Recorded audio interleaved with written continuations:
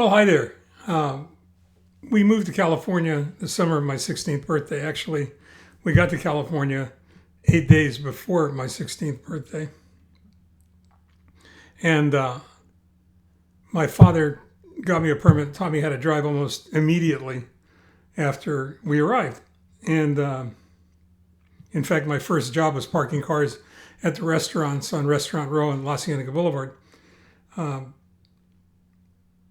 And he was a pretty daunting instructor, driving instructor. If any of you knew him, you knew that Jerry was foreboding. He wasn't tall, but he was stout, and everything you would imagine that goes along with that. He was incredibly strong for his size, and had survived the Depression and the Second World War and what have you. So he was a pretty imposing character. Oh, by the way, today is Saturday. It is the 28th of December, I believe. And it is journal, what did we say it was? 255 and T+270. Now he was difficult and demanding as a driving instructor, and terrifying, and all of the above. But his basic focus was on creating a driver that had world-class defensive driving skills.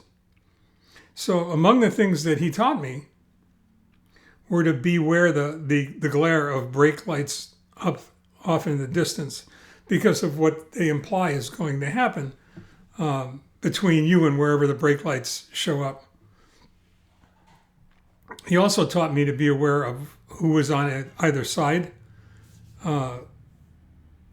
adjacent in the lanes where I was, and to him it was critical to make sure that there was always room to maneuver, that you always had some place to go in case somebody did something stupid, because it was almost certain that somebody around you would do something stupid.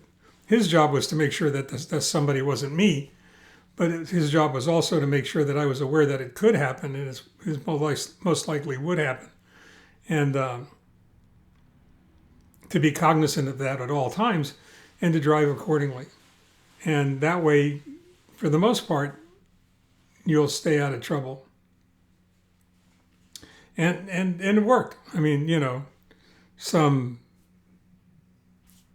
don't know what it is, 57 years later, I've got a clean driving record, and I've been lucky enough to stay safe all these years. But these ideas, these elements of defensive driving so far ahead that you have plenty of time and enough distance between you and the car in front of you to maneuver in case something really horrible happens. And that has saved me more than once. And having an awareness, a situational awareness of the cars on either side of me and some room to maneuver in case something went wrong, has also saved me more than once. But when you think about it, that's a really powerful metaphor for life and for business. And I have to tell you, in all honesty, it's truly helped me when it came to the diagnosis of primary myelofibrosis and, untreatable, incurable, chronic disease, and preparing for that.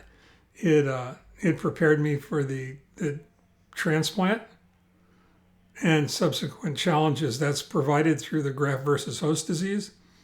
And it's helped me just recently now with the blood clots in my left leg and the bilateral pulmonary embolisms in my lungs. And I think that it's important to recognize that you need that awareness in order to cope, in order to function, in order to get through whatever it is you're being challenged with at any given moment.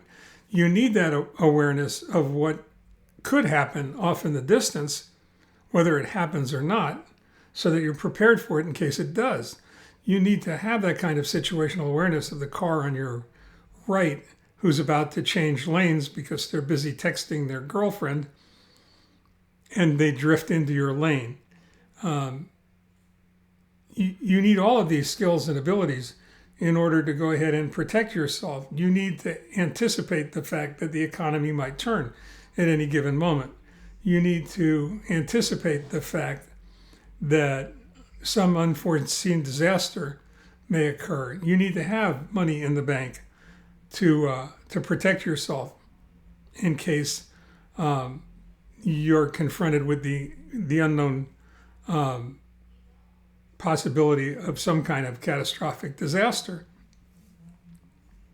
And those are important life lessons to go ahead and bring with you. I thought it was so important that I actually integrated it into